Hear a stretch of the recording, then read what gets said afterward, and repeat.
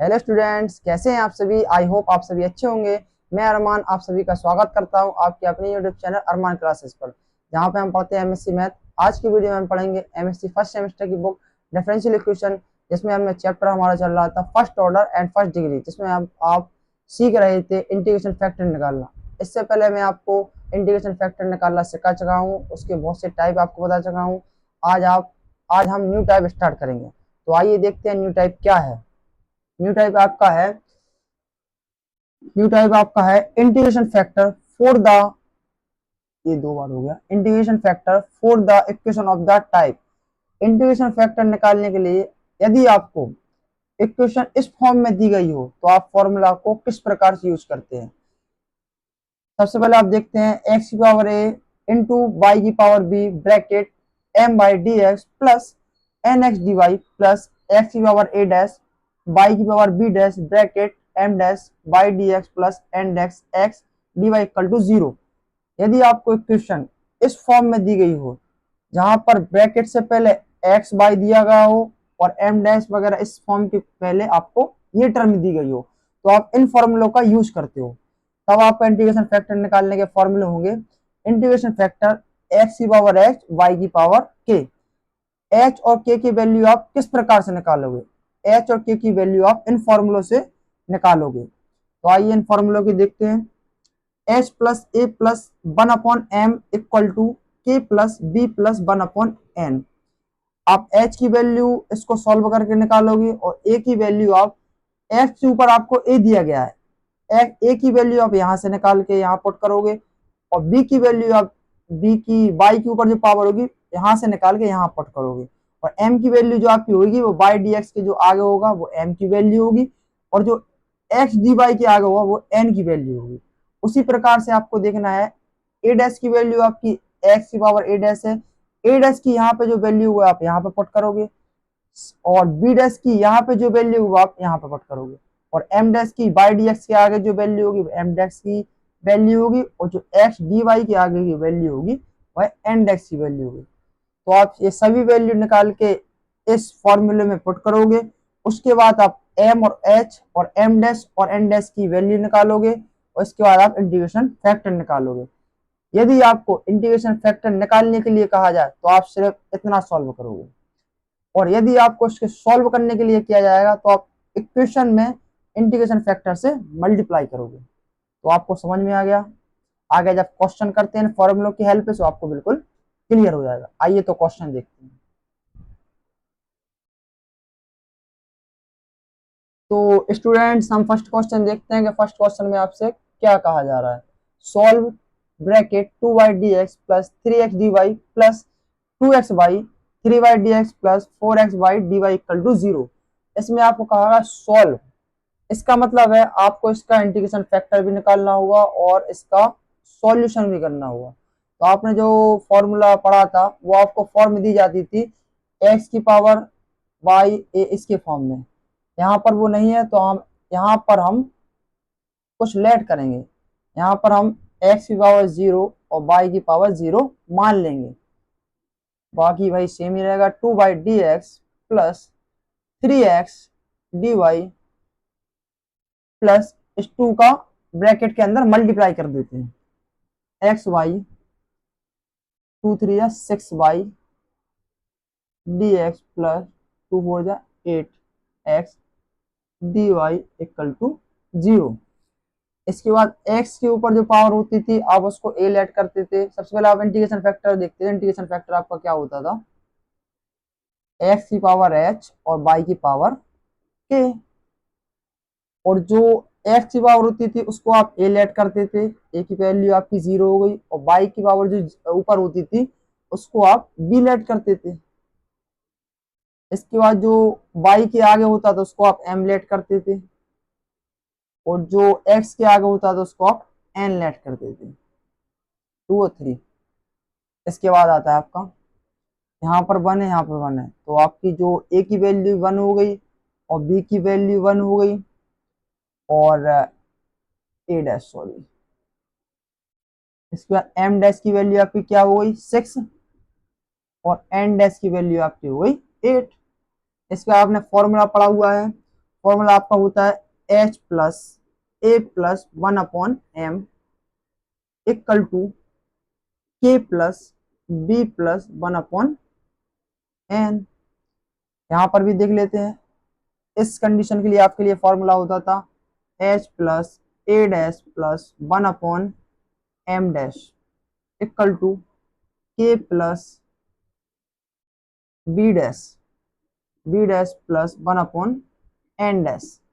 इस कंडीशन के लिए आपको ये अप्लाई करोगे फॉर्मूला, और इस कंडीशन के लिए आप ये फॉर्मूला अप्लाई करोगे। तो आप वैल्यू पुट करते, h प्लस a की वैल्यू आपको क्या दी गई है 0 प्लस 1/m की वैल्यू आपको क्या दी गई है 2 equal to k plus b की वैल्यू क्या दी गई है 0 प्लस 1/n की वैल्यू आपको गई है 3। इसी प्रकार से आप यहाँ भी देखते हैं h प्लस a डैश की वैल्यू आपको दी गई है 1 और प्लस 1, m डैश की वैल्यू दी गई आपको 6, k प्लस b डैश की वैल्यू दी गई आपको 1 प्लस 1/n डैश की वैल्यू दी गई आपको 8। इसके आप क्रॉस मल्टीप्लिकेशन करोगे, 3h का आप उसमें मल्टीप्लिकेशन करोगे तो 3h आ जाएगा और प्लस 3, तो आप 2 का इस साइड मल्टीप्लाई करोगे तो आपका आ जाएगा 2k प्लस 2। ठीक है, आप सही जा रहे हो। इसके बाद आप यहाँ पे देखोगे ये आपका 2 हो जाएगा, तो आप जब 2 का मल्टी 8h प्लस 8 टू 16, फिर आप यहाँ पर 6 का करोगे 6k प्लस 12। इसके बाद स्टूडेंट्स को हम थोड़ा मैनेज कर लेते हैं कि थोड़ा क्रम से लगा लेते हैं और इसको भी लगा लेते हैं। चलो स्टूडेंट, तो हम आगे देखते हैं, आगे इसके आगे थोड़ा मैं रफ कर दूं इसको पहले। तो स्टूडेंट्स आपकी ये दो इक्वेशन आ गई थी, इन इक्वेशन को थोड़ा अपन और हल्का थोड़ा क्रम से लगा लेते हैं। 3h 2k को चल रहे हैं 2k, ये आएगा तो -1, इसको आप इक्वेशन वन कह सकते हो। इसके बाद आप 8h minus 6k equal to -4, इसमें आप 2 से डिवाइड कर सकते हो, तो आपका आ जाएगा 4h माइनस के 3k माइनस के 2, ये आपकी इक्वेशन 2 हो जाएगी। इसके बाद इक्वेशन फर्स्ट और सेकंड को सॉल्व करके आप h और k की वैल्यू निकाल सकते हो। h और k की वैल्यू आ जाएगी तो आपका इंटीग्रेशन फॉर्मूला होता है इंटीग्रेशन फैक्टर का x की पावर h और y की पावर k, तो आपका इंटीग्रेशन फैक्टर आपको मिल जाएगा। तो आप क्या करते हो कि इक्वेशन फर्स्ट में 3 से मल्टीप्लाई करते हो और इक्वेशन सेकंड में 2 से मल्टीप्लाई करते हो। Equation first into 3 and equation 2 into 2 से मल्टीप्लाई करते हो।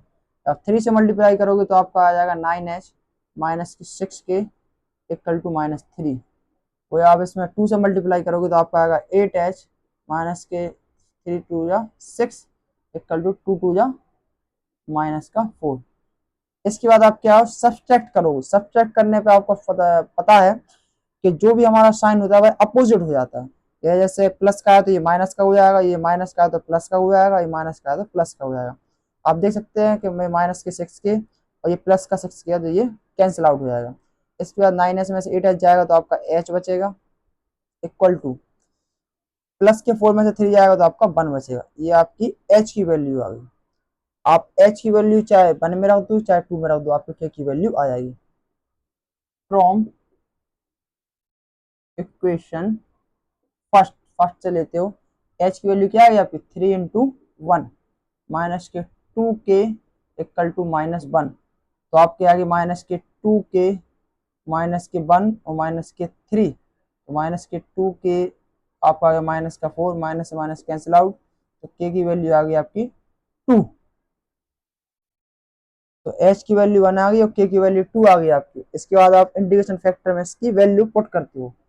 इंटीग्रेशन फैक्टर x की पावर h की वैल्यू आपकी 1 है तो आप 1 पुट कर दोगे, और y की वैल्यू y की पावर k है तो k की वैल्यू आपकी क्या है 2, तो ये आपका इंटीग्रेशन फैक्टर आ गया, लेकिन आपसे क्वेश्चन में पूछा गया है कि आपको सॉल्व करना है। तो सॉल्व करने के लिए आपको मैंने पिछली लेक्चर में पढ़ा हुआ है, तो जो इंटीग्रेशन फैक्टर आता है उसका आप जो फंक्शन होता है उसमें मल्टीप्लाई करते हो, तो आप इसमें मल्टीप्लाई करोगे तो एक्स वाई स्क्वायर ब्रैकेट, तो पूरा फंक्शन आप यहाँ लिख सकते हो 2y dx plus 3x dy plus 2xy bracket 3y dx plus 4x dy equal to 0। तो एक्स वाई स्क्वायर का आप इस पूरे फंक्शन में मल्टीप्लाई करोगे,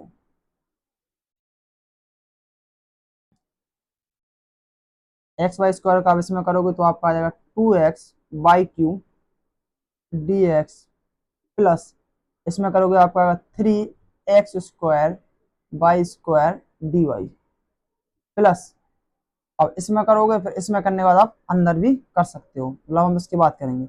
और इसमें करोगे तो आपका 2x स्क्वायर वाई की पावर क्यू, इसके बाद आपका आ जाएगा 3y d x plus 4x d y equal to 0। तो आपका आ गया 2x y q d x plus 3x square y square d y plus, आप जब 2x का x का स्क्वायर और y क्यू के अंदर मल्टीप्लाई करते हो 3 2 जा 6, और आपका आ जाएगा एक्स स्क्वायर और y की पावर आपकी आ जाएगी 4 डी एक्स प्लस, अब आप इसका मल्टीप्लाई अंदर वाले टर्म में करते हो तो आपका आता है 4 2 जा 8 हो जाएगा, 4 2 जा 8 एक्स की पावर 3 और y की power q d y equal to 0। इसके बाद हम इसको रफ करते हैं और आगे इसके आगे देखते हैं यहाँ पे, क्योंकि स्पेस थोड़ा कम पड़ा आपको मैं यहाँ पर क्लियर समझा देता हूँ। स्टूडेंट्स अब हम इसको सेपरेट कर लेंगे कि dx वाली टर्म को कॉमन ले लेते हैं, इसको हम dx कॉमन लेंगे तो आपका आता है 2x वाई की पावर क्यूब प्लस 6x का स्क्वायर वाई की पावर 4 dx प्लस इसके बाद dy को कॉमन लोगे तो आपका आएगा 3x का स्क्वायर वाई का स्क्वायर प्लस 8x की पावर क्यू और y की power q into d y. इसके बाद वही आप पिछला जो आपने प्रोसेस किया वही प्रोसेस अप्लाई करोगे, इसको आप एम डैश लेट कर लोगे, इसको आप एन डैश मान लोगे, इसका आप y के रिस्पेक्ट में डिफरेंशिएशन करोगे d m dash upon d y equal to y के रिस्पेक्ट में करोगे तो आपका आएगा 6x वाई स्क्वायर, y का करोगे तो बन जाएगा प्लस 24 एक्स स्क्वायर और बाई क्यू आ जाएगा और बाई का फिर प्लस 1 हो जाएगा। इसके आप एन डैश का करोगे तो आपका एन डैश का आएगा एक्स के रिस्पेक्ट में equal to 6x by square, 3 2 जा 6, एक्स आपका 1 हो जाएगा और बाई स्क्वायर आएगा प्लस 8 3 जा 24 x square by q. Students आप देख सकते हो कि आपके d m dash upon d y और d n dash upon d x की दोनों की वैल्यू सेम आ रही है, इसका मतलब आप बिल्कुल सही चल रहे हो। इसके बाद आगे आप क्या करते हैं कि इसको आप इक्वेशन 3 लेट कर लो, इसका आप इंटीग्रेशन करोगे बोथ साइड, आपका इसका इंटीग्रेशन करोगे तो इसका इंटीग्रेशन देखते हैं।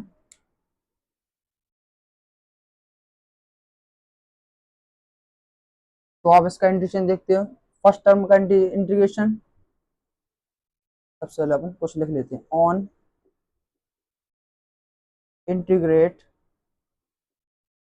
फ्रॉम इक्वेशन 3 का इंटीग्रेशन करना है।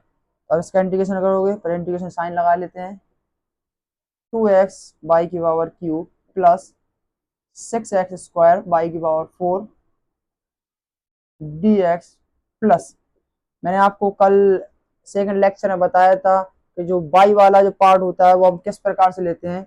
जो डी वाई आपने लिया है, आप इस चीज को नोटिस करते हो कि जो भी टर्म आप लेते हो उसमें एक्स नहीं होना चाहिए, तब आप उसको यहाँ पे रखते हो। अगर उस टर्म में एक्स है तो आप इसको जीरो रखते हो। आप देख सकते हो कि इसमें इस वाली टर्म में एक्स स्क्वायर है, इस वाली टर्म में एक्स क्यू है, तो आप दोनों टर्म में एक्स है तो आप इसको जीरो लेट करोगे। फॉर एग्जाम्पल यहाँ पर एक्स नहीं होता तो आप इस टर्म को ले सकते थे। समझ में आया आपको? मैंने बहुत ही बेसिक से समझाया आपको, फिर से बता देता हूँ। यदि एक्स है इस टर्म में तो आप उसको नहीं लोगे, जीरो लोगे। यदि एक्स नहीं है तो आप इसको जो भी फंक्शन होगा वहां पर रख सकते हो, इक्वल टू सी ले लो। इसके बाद आप इसका इंटीग्रेशन करते हो डी एक्स के रिस्पेक्ट में 2x का स्क्वायर अपॉन 2 बाई की पावर q प्लस 6x की पावर q अपॉन 3 बाई की पावर 4। इसका आपका जीरो आ गया, इक्वल टू सी चल रहा था। 2 से 2 कैंसिल आउट हो जाएगा तो आपका आएगा एक्स की power x square by Q plus 3 से ये कैंसिल आउट हो जाएगा 2 एक्स क्यू बाई की पावर 4 इक्वल टू सी। ये आपका फाइनली आंसर आ चुका है। इसके बाद हम और क्वेश्चन करते हैं तो आपको और क्लियर हो जाएगा। स्टूडेंट्स, आपका सेकंड क्वेश्चन है जो आपको होमवर्क के लिए दिया जा रहा है। आप इसको, मैं आपको हिंट दे रहा हूँ, इसके बाद इसको स्वयं सॉल्व करें। Find the integration factor y square plus 2x square by d x plus 2x q minus x by into d y equal to 0। इसमें आपको सॉल्व इसको, आपको सिर्फ इसका इंटीग्रेशन फैक्टर आई एफ की वैल्यू निकालनी है और इसको आगे सॉल्व नहीं करना है। अब हम इसको देखते हैं कि ये जो आपको क्वेश्चन दिया गया है इसमें ना क्यों आगे एक्स वाई दिया गया हो जिसको हम ए बी लेट करते थे। जैसे आपको दिया था एक्स वाई तो यहाँ 1 या 0 लिखा होता तो ए की वैल्यू आपकी 1 होती थी और बी की वैल्यू आपकी 0 वगैरह वगैरह हो जाती थी, लेकिन वो आपको नहीं दी गई है। तो आप इस क्वेश्चन में सीधे क्या कहते हो कि जो आपका इंटीग्रेशन फैक्टर का फॉर्मूला होता है एक्स की पावर एच और वाई की पावर क्यू, आप सीधी इसी इंटीग्रेशन फैक्टर का जो फॉर्मूला होता है इसका मल्टीप्लाई आप डायरेक्ट फंक्शन में कर देते हो। जिससे पहले हम इंटीग्रेशन फैक्टर निकालने के बाद करते थे, ऐसी कंडीशन में हम इंटीग्रेशन फैक्टर का मल्टीप्लाई फंक्शन में करते हैं। तो इसका मल्टीप्लाई जब आप इसमें करते हो तो इसका मल्टीप्लाई करने के बाद आपका जो डी एक्स वाली टर्म आएगी और डी वाई वाली टर्म आएगी, तो इसको आप एम लेट कर लेना और इसको आप एन लेट कर लेना। इसके बाद आप इसको सॉल्व करने के लिए d m upon d y कर लेना और इसको सॉल्व करने के लिए d m upon d n upon d y कर लेना, डी एक्स कर लेना। इसके बाद आपकी दो इक्वेशन आएंगी, इक्वेशन फर्स्ट और इक्वेशन टू। अब दोनों इक्वेशन का कंपेयरिंग करना कि जो जिनका गुणांक सेम हो, तो दोनों गुणांक सेम होने पर जिनका कोफिशिएंट सेम होगा तो उनकी आगे वाली टर्म इक्वल हो जाएंगे। इक्वल करने के बाद दोनों आप फर्स्ट टर्म लोगे सेकंड टर्म लोगे, दोनों टर्म आपकी इक्वल हो जाएंगी। इक्वल करने के बाद आप फर्स्ट इक्वेशन को सेकंड इक्वेशन को सॉल्व करोगे। सॉल्व करने के बाद आपकी h की वैल्यू आ जाएगी और y की वैल्यू आ जाएगी। h और y की वैल्यू आप इस इक्वेशन में पुट कर दोगे तो आपका फाइनली आंसर आ गया है, आंसर आ जाएगा। आपको ये क्वेश्चन मैं होमवर्क में दे रहा हूँ, अगर आपको कोई प्रॉब्लम आती है तो आप कमेंट सेक्शन में मुझसे पूछ सकते हो। तो स्टूडेंट्स, आज की वीडियो में सिर्फ इतना ही, मिलते हैं नेक्स्ट वीडियो में। अगर वीडियो अच्छी लगी तो वीडियो को लाइक करें, शेयर करें और चैनल को सब्सक्राइब करना ना भूलें। Thanks for watching.